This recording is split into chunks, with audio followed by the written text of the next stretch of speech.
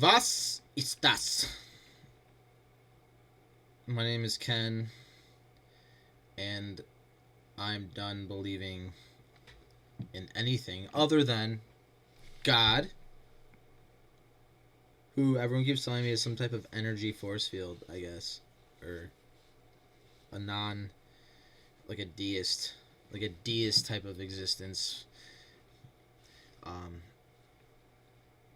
and anybody else who claims to be God, they're just trying to control the energy.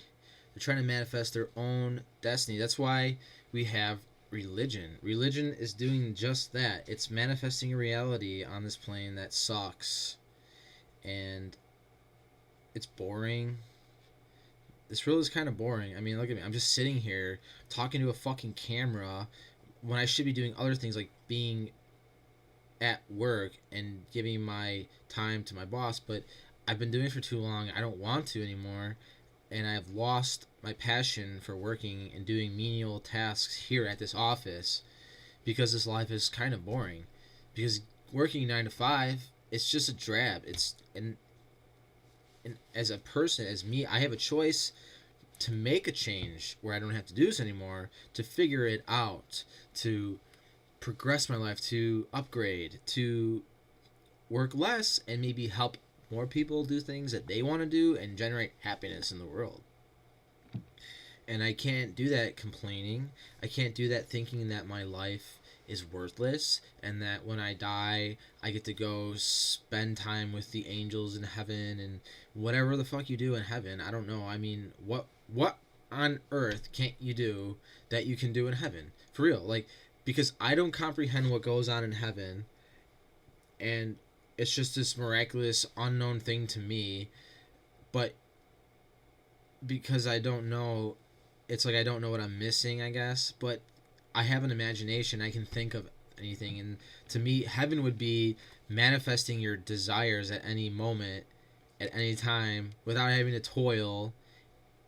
That's heaven, but it's unrealistic. I mean, what kind of reality would that be where everybody got what they wanted at any moment, at any time? I don't know. Like, who would be given such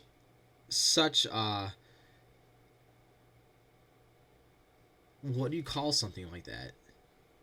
I don't have the vocabulary. A power, I guess, maybe um like a trait.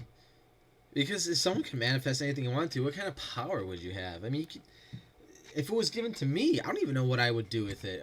What would I manifest? What would I do? You know, I just, even if I was given the power, I try to ask these people like, okay, what do you want to be? You know, because if that power was given unto them, you think someone like a starseed or someone who says they're like this savant from another galaxy, all these people who say they're like the ascended beings on the, like, I've run into so many people like this, and like these Reiki masters and stuff. Like, who do you want to be? And why do you get to serve two masters? You get to have your Reiki master, and then you get to have your business and all this other stuff. I thought you were supposed to separate. If you wanted money, you can't love God. If you wanted God, you can't love money. You can't love material, right? But we live in an age where Christians and all these other spiritual leaders, a lot of Hebrews, all these people who value material, and they see having a wealthy life is reflective to their blessings. But we're told all in Christianity that being poor is being blessed, and that you're lucky if you are, because a rich man cannot make it through the needle, or the camel through the needle of the eye. Same way with a rich man and his big wallet. So it's just it's a conundrum. It's a paradox. You can't love your life.